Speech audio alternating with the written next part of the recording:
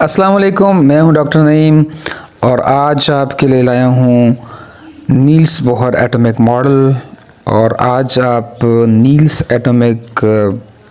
Bohr atomic model जो है उसके बारे में आपके तमाम कॉन्सेप्ट क्लियर होने वाले हैं। आपके आपके जो जहनों में सवालात हैं उन तमाम के जवाबात भी आपको मिलने वाले हैं। तो आइए वीडियो को शुरू करते हैं। जुड़े रहिएगा, वीडियो को स्किप मत कीजिएगा।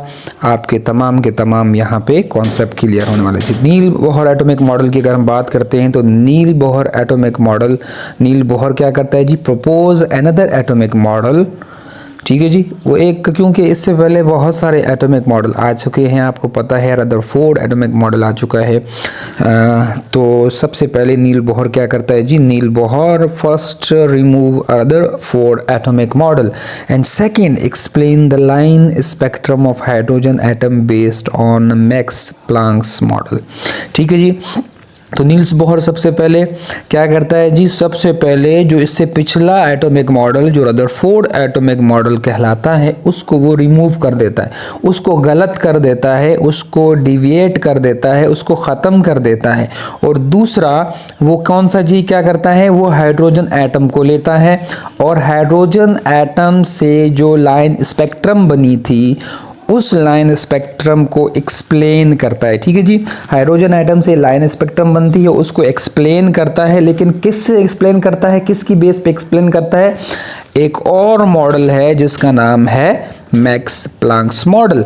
तो नील्स बोहर एटॉमिक मॉडल को पढ़ने से पहले आपको रदरफोर्ड एटॉमिक मॉडल के बारे में पता होना चाहिए, आपको उसको पढ़ के आना चाहिए, फिर आपको ये बात समझ में आएगी। नंबर सेकंड, आपको मैक्स प्लैंक्स जो मॉडल है उसके बारे में भी पता होना चाहिए। नंबर थर्ड, इसमें जो इसकी डिविएशन है उसमें कुछ पॉइंट हैं। नील्स बोहर एटॉमिक मॉडल से पहले आपको हाइंसबर्ग अनसर्टेनिटी प्रिंसिपल को भी थोड़ा सा पढ़ना पड़ेगा, लेकिन मैं आपको यहाँ पे इस वीडियो में आपको तमाम की तमाम इन्फॉर्मेशन मिल जाएंगी। तो शुरू करते हैं। सबसे पहले हम पढ़ते हैं जी मैक्स प्लैंक्स मॉडल को हम जो है स्टार्ट करते हैं। तो ये है जी मैक्स प्लैंक्स क्वांटम थ्योरी, इसको हम कह सकते हैं या इसको प्लैंक्स क्वांटम थ्योरी भी कह सकते हैं। तो एनर्जी इज़ नॉट एमिटेड और एब्जॉर्ब कंटिन्यूसली। मैक्स प्लैंक्स ने क्या दिया जी, एक अपना मॉडल दिया। उसने कहा कि एनर्जी ना तो जो कि एमिट होती है या एब्जॉर्ब होती है वो कंटिन्यूसली नहीं होती। ठीक है जी, वो कंटिन्यूसली एब्जॉर्ब या एमिट नहीं होती। पहली बात, किस तरह जी, इट इज़ एमिटेड और absorb in the form of wave packet और क्वांटा। तो ये जब भी एमिट होगी या एब्जॉर्ब होगी ये एक पैकेट या क्वांटा की सूरत में होगी। तो मैं आपको यहाँ पे एग्जांपल देता हूँ। हम ये सोच रहे थे पहले कि ये एक बॉडी है और यहाँ से क्या बन रही है जी, लाइट निकल रही है। तो ये लाइट आप देख रहे हैं कंटिन्यूसली निकल रही है, आप यहाँ से देख रहे हैं, ये देखो कंटिन्यूसली, ये देखें ये कंटिन्यूसली लाइट निकल रही है। लेकिन मैक्स प्लैंक क्वांटम जो आपका मैक्स प्लैंक है वो कहता है कि लाइट जो है वो कंटिन्यूसली नहीं निकलती। ये आपका कोई चीज़ है जिसमें से एक सोर्स है जहाँ से लाइट निकल रही है। तो यहाँ से लाइट आप देख रहे हैं, ये देखें जी, ये क्वांटम, इसको हम क्वांटम कह सकते हैं। फिर दूसरा क्वांटम, ये तीसरा क्वांटम, यानी ये कंटिन्यूसली आपकी लाइट नहीं निकल रही लाइक दिस वन, ये इस तरह निकल रही है एक पैकेट्स में। ये एक पैकेट है एनर्जी का, ये एक पैकेट है एनर्जी का, ये एक पैकेट है एनर्जी का। इस तरह और भी एनर्जी के पैकेट हो सकते हैं। तो एनर्जी जब भी किसी भी ऑब्जेक्ट में एब्जॉर्ब होगी, हो सकता है ये एनर्जी दोबारा इसमें एब्जॉर्ब हो जाए, तो ये भी पैकेट्स की सूरत में होगी।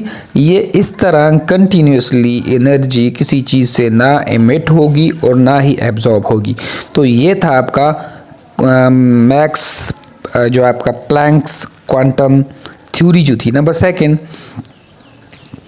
हम वो जो पैकेट्स निकलेंगे, जो भी किसी भी सोर्स से जो पैकेट निकलेंगे, उन पैकेट्स को हम क्या कहेंगे जी, उनको हम फोटोन कहेंगे। ये देख रहे हैं आप, ये आपका जो है ये सोर्स है, ये आपका सोर्स है और यहाँ से ये जो एनर्जी का पैकेट है इसको भी फोटोन कहेंगे, ये जो एनर्जी का पैकेट है उसको भी फोटोन कहेंगे।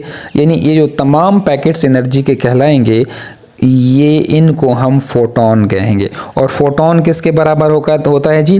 फोटोन बराबर होता है E is equal to HV के बराबर। ठीक है जी, यहाँ पे आप देख सकते हैं अ बॉडी कैन एमिट और absorb energy only in term of integral multiple of quantum और फोटोन। ठीक है जी, ये E है आपका एनर्जी और ये आपका HV जो है ये फोटोन की वैल्यू है। जो भी आपका फोटोन होगा उसका जो E होगा, E एनर्जी होगा, वो HV के बराबर होगा। अगर फॉर एग्जांपल कोई बॉडी बहुत सारे क्या कर रहा है जी, बहुत सारे फोटोन रिलीज कर रहा है तो हम क्या करेंगे, हो सकता है उसकी HV जो होगी वो मल्टीपल होगी NHV के बराबर। लेकिन आपको पता है हर फोटोन किसके बराबर होगा जी? E is equal to HV के बराबर होगा। तो ये है आपका जी मैक्स प्लैंक क्वांटम थ्योरी। अब हम बात करते हैं जी नील्स बोहर एटॉमिक मॉडल पे। फिर से आते हैं तो आपको फिर से हम बताते हैं कि नील बोहर ने सबसे पहले रदरफोर्ड एटॉमिक मॉडल को क्या कर दिया जी? ख़त्म कर दिया। और उसने हाइड्रोजन एटम से, आपको पता है हाइड्रोजन एटम में जस्ट 1 इलेक्ट्रॉन होता है और वो रिवॉल्व कर रहा होता है। तो जब वो रिवॉल्व कर रहा था तो उससे क्या निकलती है? जब कोई इलेक्ट्रॉन घूम रहा होता है तो क्या करता है जी? वो एनर्जी को रिलीज करता है। तो वो जो लाइट वो रिलीज करता है या फोटोन जो वो हाइड्रोजन एटम रिलीज करेगा तो वो क्या करेगा जी? वो लाइन स्पेक्ट्रम बनेगी। ठीक है जी, तो लाइन स्पेक्ट्रम किस तरह बनेगी जी? एक की फोटोन आएगा, उसके बाद दूसरा फोटोन, उसके बाद तीसरा फोटोन, उसके बाद चौथा फोटोन, उसके बाद पांचवा फोटोन। तो कंटिन्यूस स्पेक्ट्रम नहीं बनेगा, क्या बनेगा जी? लाइन स्पेक्ट्रम बनेगा। तो ये आपको कॉन्सेप्ट क्लियर हो गया कि नील्स बोहर ने जो बात बताई वो रदरफोर्ड के एटॉमिक मॉडल को गलत कर दिया। कैसे? रदरफोर्ड ने एक बात ये बताई थी कि इलेक्ट्रॉन क्या करता है जी? कंटिन्यूस स्पेक्ट्रम बनाता है। जब भी इलेक्ट्रॉन रिवॉल्व करते हैं तो वो क्या बनाते हैं जी? कंटिन्यूस स्पेक्ट्रम बनाते हैं। लेकिन नील्स बोहर ने जब हाइड्रोजन एटम का स्पेक्ट्रम बनाया तो क्या बना? लाइन स्पेक्ट्रम बनाया। और वो जो टोटल उसने एक्सप्लेनेशन की वो बेस की मैक्स प्लैंक क्वांटम। और मैक्स प्लैंक जो है वो कहता है कि एनर्जी जब भी रिलीज होगी तो वो किस में होगी जी? वो क्वांटा में होगी, पैकेट्स में होगी। यानी जब भी हाइड्रोजन एटम से एनर्जी निकलेगी तो वो लाइन स्पेक्ट्रम बनाएगा, कंटिन्यूसली नहीं निकलेगी, कंटिन्यूस स्पेक्ट्रम नहीं बनेगा। ठीक है जी, तो हम ज़रा रदरफोर्ड पे आते हैं। रदरफोर्ड को भी आपको ज़रा एक्सप्लेन कर देते हैं। तो आप यहाँ पे देख रहे हैं रदरफोर्ड एटॉमिक मॉडल डिसअप्रूव्ड। किसने जी डिसप्रूव कर दिया? नील्स बोहर ने। रदरफोर्ड ने कहा था कि the electron would circle the nucleus and gain acceleration. ठीक है जी, रदरफोर्ड ने कहा था कि जब इलेक्ट्रॉन, आपको पता है उसने अल्फा पार्टिकल को बम्बार्ड किया था किसके ऊपर? गोल्ड फॉयल के ऊपर। और उसने ये बताया था कि एटम के अंदर एक पॉजिटिवली चार्ज न्यूक्लियस होता है, उसका सारा मास उसके न्यूक्लियस में मौजूद होता है और एक खाली स्पेस होती है जहाँ पे इलेक्ट्रॉन रिवॉल्व कर रहे होते हैं, कंटिन्यूसली रिवॉल्व कर रहे होते हैं। ठीक है जी, ये बात रदरफोर्ड ने बताई थी। दिस विल, अगर वो ये बात कहता है कि इलेक्ट्रॉन जो है वो न्यूक्लियस के गर्द क्या कर रहा है जी? चक्कर काट रहा है, कंटिन्यूसली हाई स्पीड के साथ चक्कर काट रहा है, तो इससे हमें ये पता चलता है कि इलेक्ट्रॉन अगर इस तरह चक्कर काटेगा तो क्या होगा। हमारे फिजिक्स का एक रूल है, ज़रा उसको पढ़ लेते हैं, आपको बात समझ में आ जाएगी। ये है जी rule in physics, any object that either change its direction or its speeds it's said to be accelerating। ठीक है जी, कोई भी ऑब्जेक्ट अगर वो घूम रहा है, घूमता है तो क्या करेगा जी? अपना डायरेक्शन चेंज करेगा। बिल्कुल, जब डायरेक्शन चेंज करेगा तो हम उसको कहेंगे कि इसमें क्या पैदा हो रही जी? एक्सीलरेशन पैदा हो रही। So as an electron revolve around the nucleus, जैसे इलेक्ट्रॉन रिवॉल्व करेगा न्यूक्लियस के गिर्द तो वो कंटिन्यूसली चेंजिंग इट्स डायरेक्शन करेगा। No matter its speed it constant, कोई मसला नहीं है कि उसका स्पीड कांस्टेंट है, लेकिन जब वो कंटिन्यूसली क्या करेगा? अपना डायरेक्शन चेंज करेगा तो हम कहेंगे कि हेंस इट इज़ एक्सीलरेटेड। तो इसका मतलब क्या हुआ कि उसमें एक्सीलरेशन पैदा हो रही है, और जब उसमें एक्सीलरेशन, जब ये इलेक्ट्रॉन यहाँ पे घूम रहा है, डायरेक्शन चेंज हो रही है, तो हम कहेंगे कि उसमें फिजिक्स के रूल के मुताबिक एक्सीलरेशन पैदा हो रही है। और अगर किसी भी बॉडी के अंदर एक्सीलरेशन पैदा होगी तो क्या होगा जी, वो यहाँ से क्या करेगा जी, एनर्जी खारिज करता रहेगा, कंटिन्यूसली एनर्जी खारिज करेगा। जब वो एनर्जी को खारिज करेगा तो अल्टीमेटली क्या करेगा जी, this will ultimately result in the electron falling towards the nucleus. वो इलेक्ट्रॉन क्या कर जाएगा जी, न्यूक्लियस में गिर जाएगा, causing the atom to become unstable। और आखिर में इलेक्ट्रॉन, जो एटम आपका है, वो बिल्कुल अनस्टेबल हो जाएगा। यानी दुनिया में अब तक कोई भी ऐसा एटम होता ही नहीं अगर इस तरह होता। In this natural world, this is not possible because atom are stable in nature। आपको पता है, आपको बहुत सारे कुदरत में मेटल आपके जो एटम मिल रहे हैं, तो ऐसा तो पॉसिबल ही नहीं है कि इलेक्ट्रॉन इस तरह एक्सीलरेट हो रहा हो और अल्टीमेटली न्यूक्लियस में गिर जाए। तो ऐसे तो कोई एटम ही मौजूद नहीं होता। सो दस this model must not be correct. इसका मतलब नील्स बोहर ने ये बताया कि ये मॉडल क्या है जी, ये कांटा है इस मॉडल के ऊपर, ये तो डिसअप्रूव है, ये सही नहीं है। नील्स बोहर क्या कहता है? नील्स बोहर कहता है, Bohr's realise that electron must orbit the nucleus similarly to how planet orbit the sun. Niel Bohr कहता है कि एटम न्यूक्लियस के गिर्द घर चक्कर तो काटता है, लेकिन वो एनर्जी क्या करता है, रिलीज नहीं करता। वो जस्ट सेम जिस तरह आपका प्लैनेट जो है, आपके कितने प्लैनेट हैं जी, 7 या 8 जो प्लैनेट हैं, वो कैसे आपके सन के चारों तरफ एक ही मदार, एक ही ऑर्बिट में घूम रहे हैं, इसी ही तरीके से क्या करता है, आपका इलेक्ट्रॉन एटम के चारों तरफ घूमता है। इसने जो है, इस आइडिया से आपको नील बोहर ने एक एटॉमिक मॉडल बनाया। इसको हम एक्सप्लेन करेंगे, सही तरीके से हम इस पे बात करेंगे। तो सबसे पहले हम अब बात करते हैं कि नील्स बोहर ने कौन कौन से पोस्टुलेट दिए, उसने कौन कौन सी थ्योरियां दी हैं, उसके बारे में हम बात कर रहे होंगे। तो सबसे पहले हम इस पे ज़रा बात करते हैं कि नील्स बोहर के पोस्टुलेट्स क्या क्या हैं। Niels Bohr propose the following postulate for atomic structure. तो एक बात तो आपको जहन में आ गई कि नील्स बोहर ने किसके बेस पे अपना मॉडल बनाया। उसने सन के चारों तरफ जो भी ऑर्बिट्स, प्लैनेट ऑर्बिट कर रहे थे, उसको देख के उसने क्या किया, अपना एटॉमिक मॉडल बनाया। ठीक है जी। तो इसका जो पहला पोस्टुलेट था वो हम पढ़ते हैं। इसका फर्स्ट पोस्टुलेट क्या है जी, उसका जो फर्स्ट पोस्टुलेट है, that is the atom has a fix orbit in which negatively charge electron are revolving around the positively charge nucleus. ठीक है जी। पहला पोस्टुलेट बिल्कुल सेम टू सेम सन के चारों तरफ जैसे आपके फिक्स ऑर्बिट में, आपके जो प्लैनेट फिक्स ऑर्बिट में घूम रहे हैं, इसी तरीके से एक एटम जो है उसके फिक्स ऑर्बिट्स होते हैं, जहाँ पे आपका नेगेटिवली चार्ज इलेक्ट्रॉन क्या करता है जी, न्यूक्लियस के चारों तरफ रिवॉल्व करता रहता है। और न्यूक्लियस किस तरह होता है जी, पॉजिटिव चार्ज होता है। अच्छा जी, उसके बाद बोहर्स कहता है कि these orbit possess certain amount of energy which are called shells and name as KLMN shell.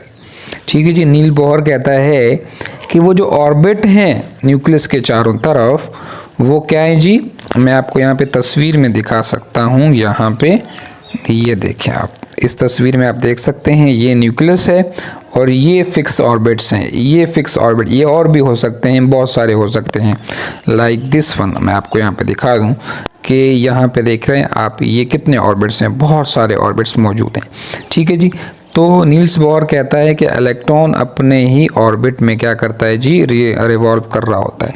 तो ये जो ऑर्बिट होगा, इसका जो एनर्जी होगा, ये फिक्स्ड होगा, यानी ये फिक्स्ड ऑर्बिट है और इलेक्ट्रॉन अपने फिक्स ऑर्बिट में रिवॉल्व कर रहा होगा, जैसे आपके प्लैनेट जो हैं वो सन के चारों तरफ फिक्स ऑर्बिट में क्या कर रहे हैं जी, रिवॉल्व कर रहे हैं।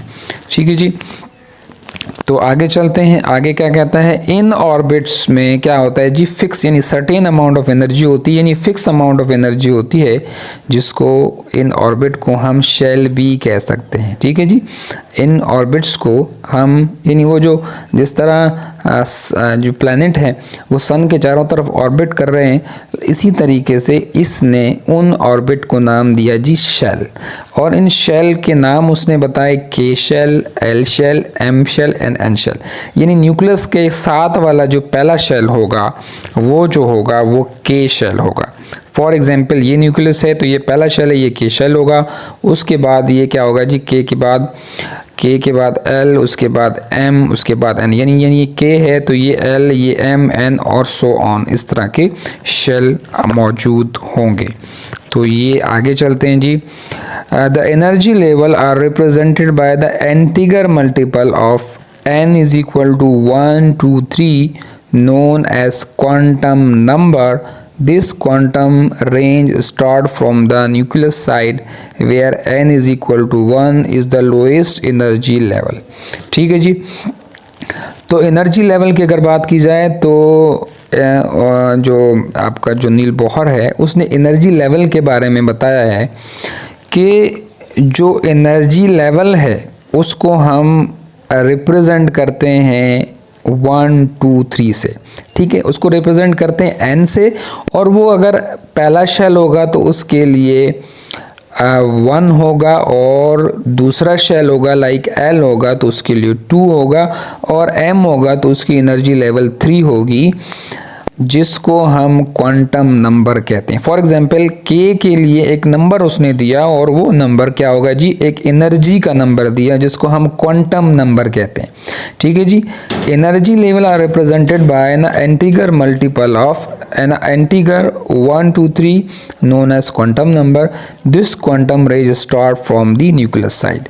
तो ये जो क्वांटम नंबर उसने दे दिए, किसको दिए जी, जो शेल उसने बोला कि के एल एम एन जो शेल है, के एल एम एन ओ जो भी आपके शेल होंगे, उसमें जो के होगा, जो पहला न्यूक्लियस के करीब शेल होगा, उसको हम क्वांटम नंबर देंगे जी 1, एल को क्वांटम नंबर 2। एक एनर्जी लेवल को उसने एक नंबर दे दिए और उस नंबर को उसने कहा क्वांटम नंबर। ठीक है जी। और ये शुरू कहाँ से स्टार्ट होगा जी, न्यूक्लियस के जो शेल करीब होगा वहाँ से शुरू होगा, और उसका नंबर 1 होगा, उसके बाद 2, 3 एंड सो ऑन होगा, जबकि n इज इक्वल टू जहाँ पे 1 होगा तो वो सबसे लोएस्ट एनर्जी लेवल होगा। फॉर एग्जांपल न्यूक्लियस के करीब यानी के शेल जो है वो सबसे लोएस्ट एनर्जी वाला होगा, L की एनर्जी जो होगी वो उससे ज़्यादा होगी, M की एनर्जी उससे ज़्यादा होगी, और N की एनर्जी उससे भी ज़्यादा होगी। ठीक है जी। आगे चलते हैं। चौथा पोस्टुलेट जो कि नील बोहर एटॉमिक मॉडल ने दिया वो है कि electron are revolving in a particular orbit ground state continuously but they do not emit energy. ठीक है जी। चौथा पोस्टुलेट क्या है जी, इसको ज़रा हम पढ़ते हैं। अगर कोई भी इलेक्ट्रॉन है वो अपने ऑर्बिट में मौजूद है और वो क्या करेगा जी, वो इसके चारों तरफ चक्कर लगाएगा, लेकिन वो एनर्जी क्या करेगा जी, वो अगर वो इसी शेल में, अपने ही शेल में, जिसको उसने नाम दिया ग्राउंड स्टेट। फॉर एग्जांपल एक इलेक्ट्रॉन है, वो अपने ही ऑर्बिट में घूम रहा है, रिवॉल्व कर रहा है, तो वो कोई भी एनर्जी ना तो एब्जॉर्ब करेगा ना तो एमिट करेगा, और ऐसी सिचुएशन को हम कहेंगे कि इलेक्ट्रॉन ग्राउंड स्टेट में मौजूद है। ठीक है जी। तो इलेक्ट्रॉन ना तो एनर्जी एब्जॉर्ब करेगा ना एनर्जी क्या करेगा जी, रिलीज करेगा, जब तक वो अपने ऑर्बिट में घूम रहा हो। हम इसको कहेंगे जी ग्राउंड स्टेट में इलेक्ट्रॉन मौजूद है। अच्छा जी, फिफ्थ कहता है कि when electron absorb energy, for example अगर इलेक्ट्रॉन ने एनर्जी एब्जॉर्ब कर ली तो ये क्या करेगा जी, it jump from lower energy E1 to the higher energy E2 excited state. अगर इलेक्ट्रॉन, फॉर एग्जांपल यहाँ पे आप देख रहे हैं, अगर इलेक्ट्रॉन यहाँ पर मौजूद है, ठीक है जी, इस E1 में, और E1 क्या है जी, ये लोएस्ट एनर्जी है। अगर इलेक्ट्रॉन यहाँ से जंप करके यहाँ पे आ जाता है, E2 में आ जाता है, एनर्जी लेवल 2 में आ जाता है, तो वो क्या करेगा जी, यहाँ की एनर्जी कम है, यहाँ की एनर्जी ज़्यादा है, तो इलेक्ट्रॉन एनर्जी क्या करेगा जी, एब्जॉर्ब करेगा।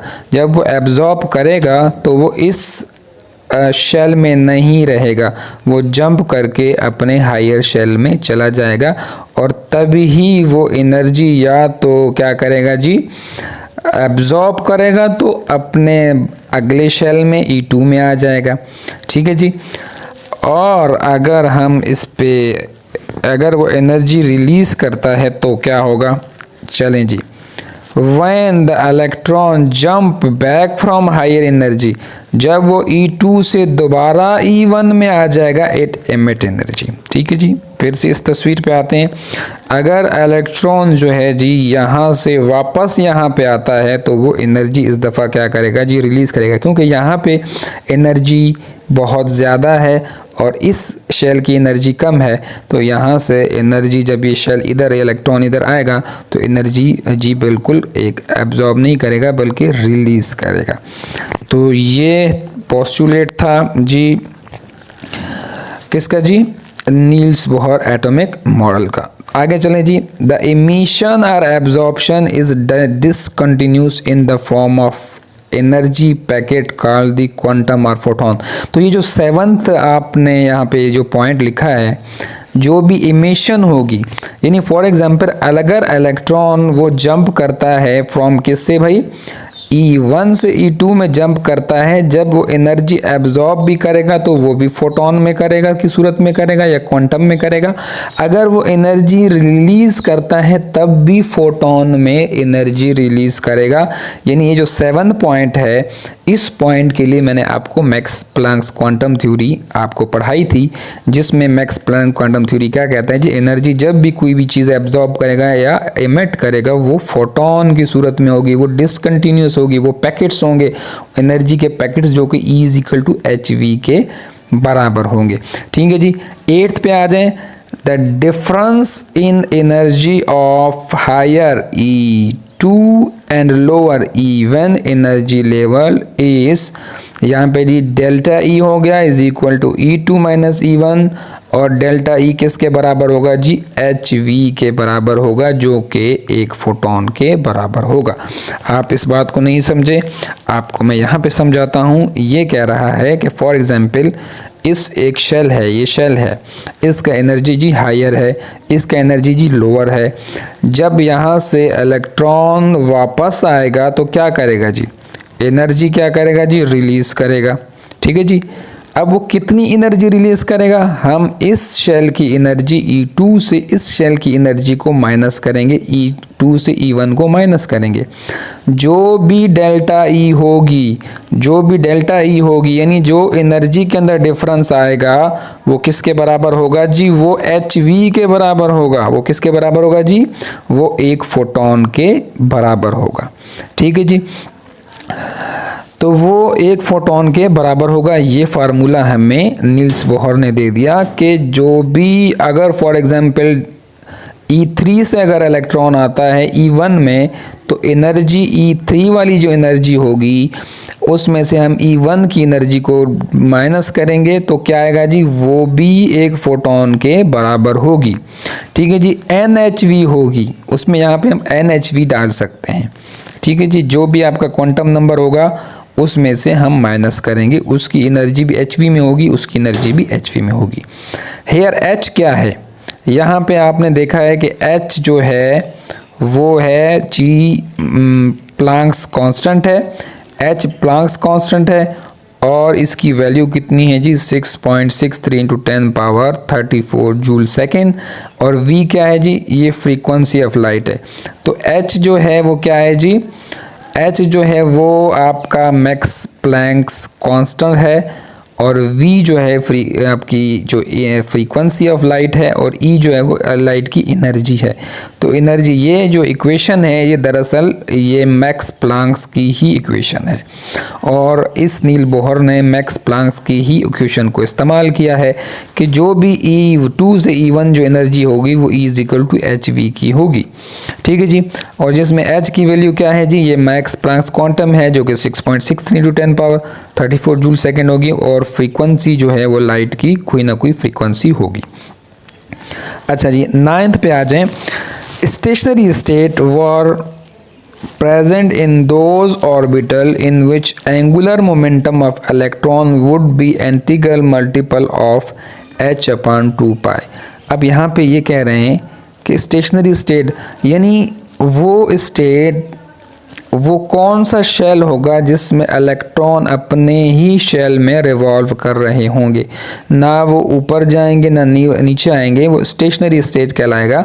तो स्टेशनरी स्टेट किन ऑर्बिट्स में होंगे, तो वो भी इसने बता दिया। उसने बताया कि स्टेशनरी स्टेट उन ऑर्बिट में होंगे जिनमें इलेक्ट्रॉन का मोमेंटम यानी इलेक्ट्रॉन का जो एंगुलर मोमेंटम है वो किसके बराबर हो जी, वो h/2 पाई के बराबर हो, यानी इंटीग्रल मल्टीपल ऑफ h/2 पाई हो।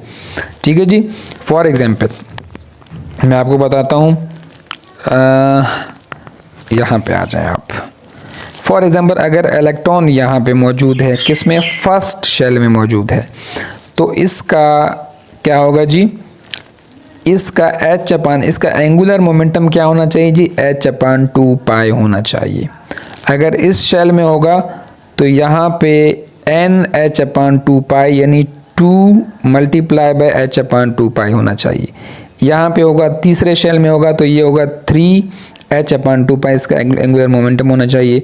4 में 4 × 4h/2 पाई होना चाहिए। तो इस तरह अगर कोई भी इलेक्ट्रॉन अपने स्टेशनरी स्टेट में मौजूद है तो उसका एंगुलर मोमेंटम जो होगा उस इलेक्ट्रॉन का वो h/2 पाई के क्या होगा जी, इंटीग्रल मल्टीपल होगा। इंटीग्रल का मतलब है यहाँ पे 1 तो यहाँ पे 2h/, यहाँ पे 3h/2 पाई, यहाँ पे 4h/2 पाई, यहाँ पे 5h/2 पाई, यहाँ पे 6h/2 pi and 7h/ and so on, इस तरह। तो जो भी इलेक्ट्रॉन अगर स्टेशनरी स्टेट में मौजूद हैं, अपने ही ऑर्बिट में चक्कर काट रहे हैं, तो उसका एंगुलर मोमेंटम जो होगा वो क्या होगा जी, वो आपका इंटीग्रल मल्टीपल ऑफ h/2 पाई होना चाहिए। ये आपके नील बोहर एटॉमिक मॉडल ने हमें बताया। आगे चलें तो ये क्या है जी, आपको पता है MVR क्या है। MVR जो है ये फार्मूला है एंगुलर मोमेंटम का। जब भी कोई चीज़ अगर सीधा हरकत करती है तो हम उसको मोमेंटम जो है उसका निकालते हैं। अगर कोई चीज़ ऑर्बिट में घूम रही हो तो हम उसका क्या निकालते हैं जी, एंगुलर मोमेंटम। उसका फार्मूला है MVR। ठीक है जी। M क्या है जी, M मास है और V जो है फ्रीक्वेंसी है, और जिस दायरे में वो घूम रहा है उसका वो रेडियस है। R क्या है उसका जी, वो रेडियस है।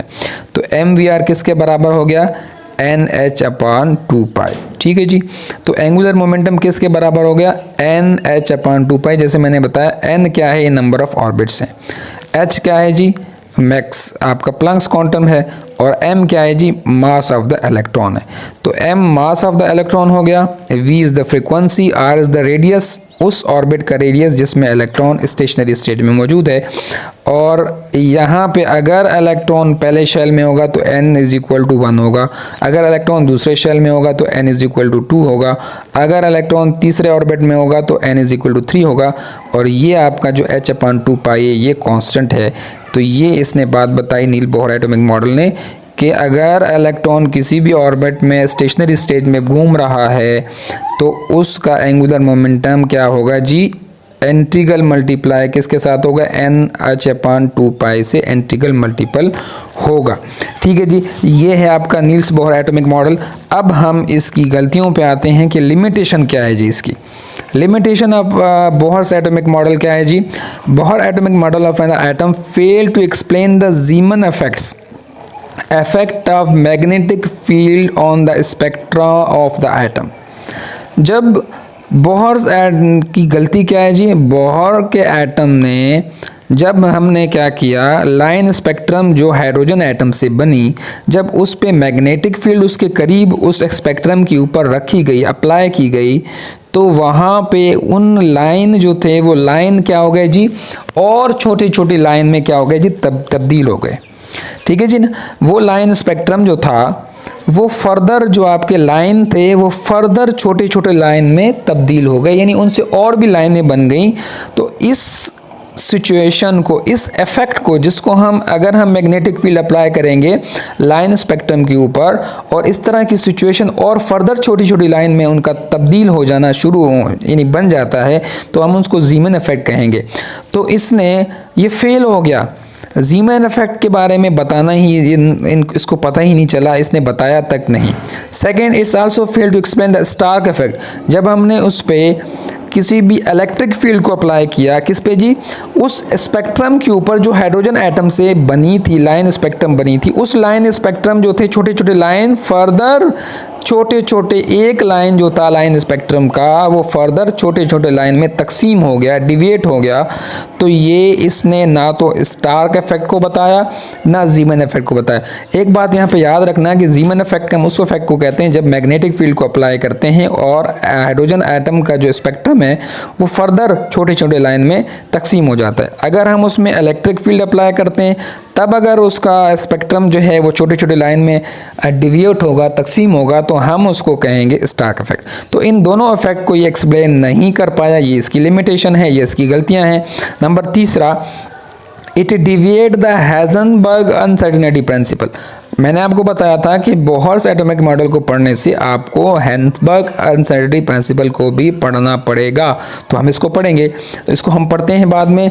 यानी हाइजेनबर्ग अनसर्टेनिटी प्रिंसिपल के मुताबिक हम क्या कर सकते हैं, इसको मैं ज़रा एक्सप्लेन कर देता हूँ आपको। यहीं कि हाइजेनबर्ग अनसर्टेनिटी, एक हाइजेनबर्ग एक साइंटिस्ट था, उसने कहा कि आप इलेक्ट्रॉन चूँकि बहुत हाई स्पीड से घूमते हैं, आप उसकी स्पीड को और उसकी पोजीशन को एक साथ मालूम नहीं कर सकते, उसमें कोई ना कोई सर्टेनिटी मौजूद है। हम इस पे ज़रा एक्सप्लेन करेंगे, मैं आपको बाद में इसको वीडियो के आखिर में आपको बताऊंगा कि ये क्या मसला है।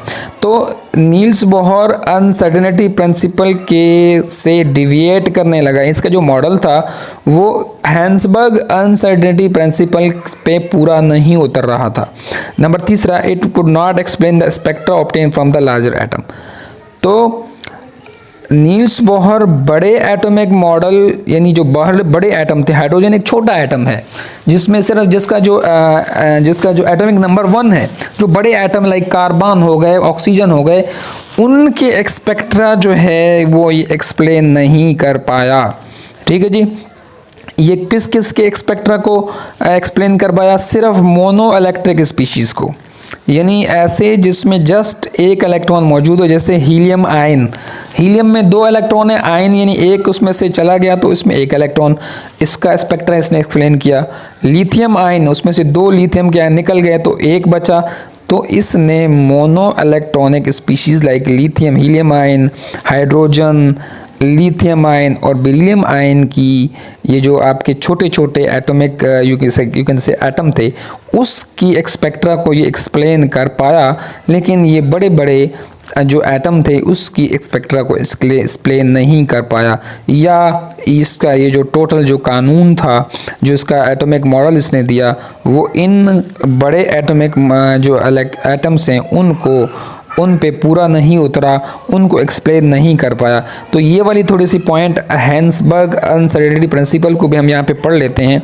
मैं आपके लिए यहाँ पे बहुत ही खूबसूरत मिसाल लाया हूँ।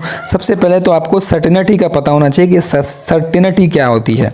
When we are sure about something, जब हम किसी के बारे में श्योर होते हैं, जिससे हमें किसी काम का पता होता है, ठीक है जी, हमें यकीन होता है। फॉर एग्जाम्पल अगर मैं बात करूँ किस लेवल पे? हम मैक्रो के लेवल की बात करें, माइक्रो की लेवल की बात नहीं करें, क्योंकि माइक्रो लेवल वो होता है जिसमें हम इलेक्ट्रॉन, छोटे छोटे ज़रों की बात करें। लेकिन हम बड़ी चीज़, फॉर एग्जांपल मेरे पास एक कार है, तो कार का जो स्पीड है, वेलोसिटी है, वो 10 मीटर पर सेकेंड है, ठीक है जी। और उसकी एक्सेलरेशन जो है वो भी हमें पता है, दैट इज़ 5 मीटर पर सेकेंड स्क्वायर। तो हम इसकी मोशन भी मालूम कर सकते हैं, उसकी पोजीशन भी मालूम कर सकते हैं, ठीक है जी। तो कैसे जी? मोशन हम कैसे मालूम करेंगे कि उसकी वेलोसिटी यानी वो किस रफ्तार से सफ़र कर रहा है, तो उसकी मोशन मैं मालूम कर सकता हूँ Vf equal to V plus A T के फार्मूले से, जहाँ पे पता चला कि कार जो है वो 20 मीटर पर सेकेंड के रफ्तार से क्या कर रहा है जी? सफ़र कर रहा है। तो इसका मोशन यानी उसकी मुझे स्पीड का पता चल गया, और इस फार्मूले से 2as equal to v f square minus v i के फार्मूले से मैं उसका डिस्टेंस भी मालूम कर सकता हूँ कि ये कार इस वक्त कितने मीटर पर है, ठीक है जी, कितने मीटर पे मौजूद है। तो मैं आपको उस इनिशियल पॉइंट से जहाँ से वो स्टार्ट हुआ था अब वो कहाँ मौजूद है, तो इस फार्मूले से मुझे पता चला s is equal to 30 metre कि वो इस पॉइंट से अब 30 मीटर की दूरी पे मौजूद है। तो इसको मैं सर्टेनिटी कह सकता हूँ कि एक कार की पोजीशन भी मैंने मालूम कर ली और उसकी वेलोसिटी भी मैंने मालूम कर ली, तो इसको हम कह सकते हैं सर्टेनिटी। लेकिन अगर मैं बात करूँ किसके ऊपर जी? अनसर्टेनिटी क्या है? अनसर्टेनिटी का मतलब है एट माइक्रोस्कोपिक लेवल के ऊपर। फॉर एग्जांपल यहाँ पे दो प्रॉब्लम आ जाते हैं।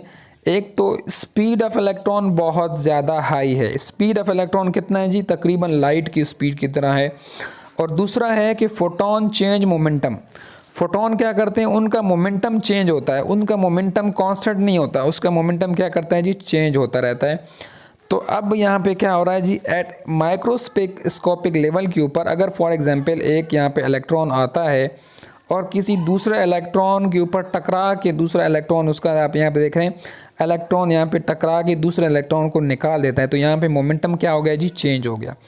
तो इस सूरत हाल में हम पोजीशन ऑफ इलेक्ट्रॉन तो मालूम कर सकेंगे। फॉर एग्जांपल ये इलेक्ट्रॉन की पोजीशन यहाँ पर है, बट उसका मोमेंटम उसी वक्त हम मालूम नहीं कर सकते, ठीक है जी। कि हैंसबर्ग अनसर्टेनिटी प्रिंसिपल का कंक्लूजन यही बताता है कि at one time we can either find the position और मोमेंटम ऑफ इलेक्ट्रॉन। तो हम एक ही पॉइंट में, एक ही वक्त में हम इलेक्ट्रॉन की क्या कर सकते हैं जी? इलेक्ट्रॉन की पोजीशन हम मालूम कर सकते हैं, लेकिन हम इलेक्ट्रॉन की वेलोसिटी मालूम नहीं कर सकते। अगर हम इलेक्ट्रॉन की पोजीशन मालूम करेंगे तो उसकी वेलोसिटी का पता नहीं चलेगा, अगर वेलोसिटी मालूम करेंगे तो उसकी पोजीशन का पता नहीं चलेगा। लेकिन नील्स बोहर की जो पोस्टुलेट है उसके मुताबिक उसने पोजीशन के बारे में भी बता दिया है कि इलेक्ट्रॉन जो है वो एक फिक्स ऑर्बिट में क्या करते हैं जी? रिवॉल्व कर रहे होते हैं, यानी वो एक फिक्स ऑर्बिट है उनका, यानी उसने उसकी एक ख़ास पोजीशन बता दी, एक फ़िक्स ऑर्बिट उसने बता दिया कि इलेक्ट्रॉन यहाँ पर मौजूद होंगे, ठीक है जी। Atom has a fix orbit in which negatively charge electrons are revolving, ठीक है जी, revolving around the positively charge nucleus. These orbit possess certain amount of energy.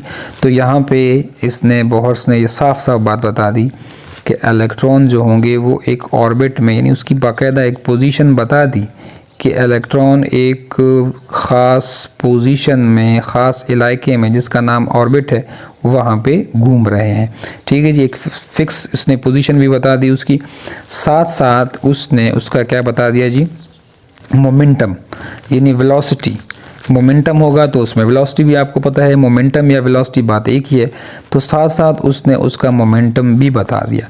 तो according to the Heisenberg uncertainty principle ये तो impossible है कि अगर आपको इलेक्ट्रॉन का पोजीशन पता है तो आप उसकी क्या कर सकते हैं जी? मोमेंटम मालूम नहीं कर सकते या उसकी वेलोसिटी मालूम नहीं कर सकते। अगर आपको वेलोसिटी और मोमेंटम पता है, आप उसकी पोजीशन में अनसर्टेनिटी मौजूद है, ठीक है जी। तो इस तरह आपका जो नील्स बोहर एटॉमिक मॉडल है वो डिविएट करता है हैंसबर्ग अनसर्टेनिटी प्रिंसिपल से।